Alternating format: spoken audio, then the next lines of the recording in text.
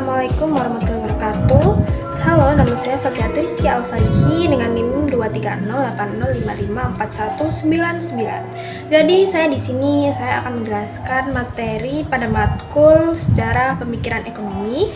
Nah, untuk materi yang pertama yaitu pandangan ekonomi dari kaum merkantilisme. Jadi apa sih merkantilisme itu?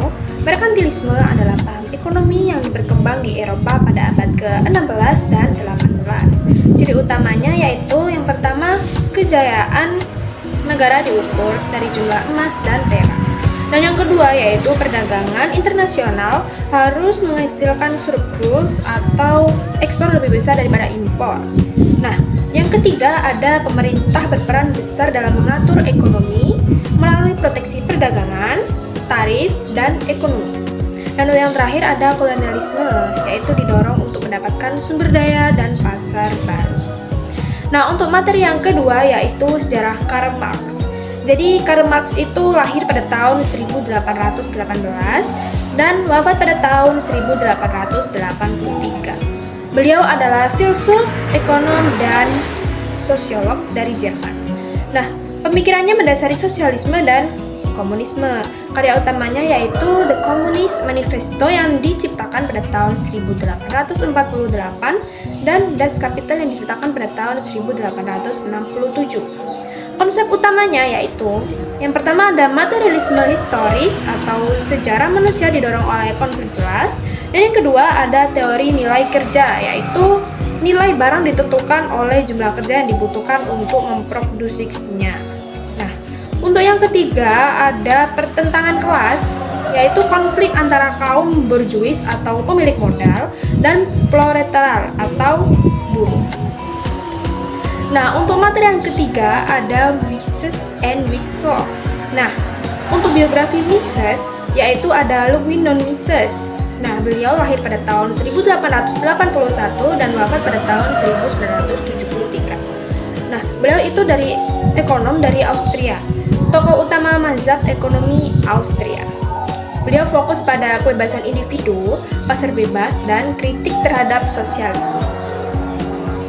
Beliau juga mengembangkan teori taksiologi, yaitu ilmu tentang tindakan seseorang.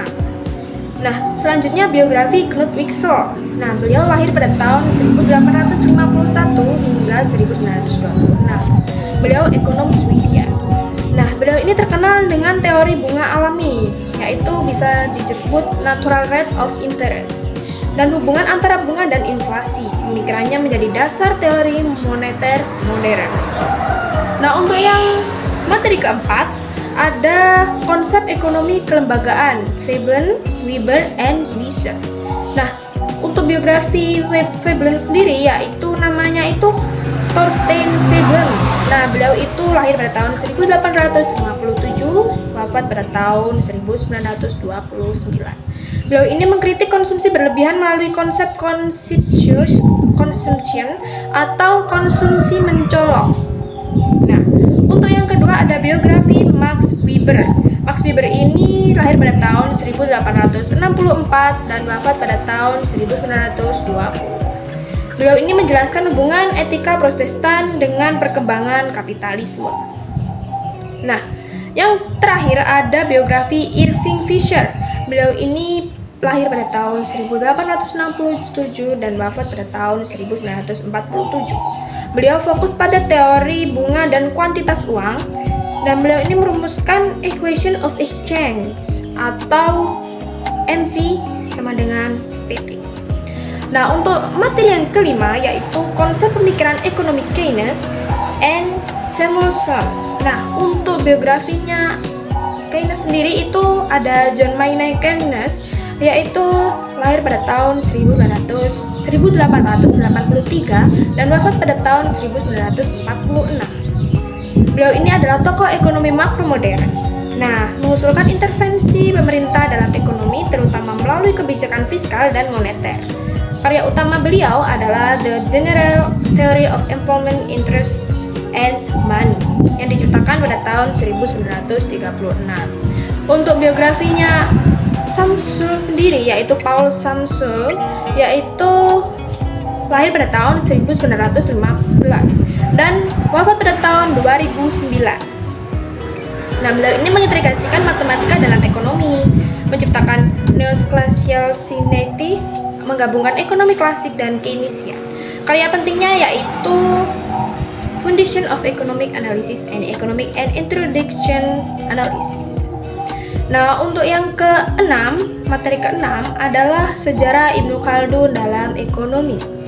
Ibnu Khaldun sendiri lahir pada tahun 1332 hingga wafat pada tahun 1406. Beliau adalah sejarawan dan ekonomi muslim. Karyanya yang terkenal adalah Muqaddimah.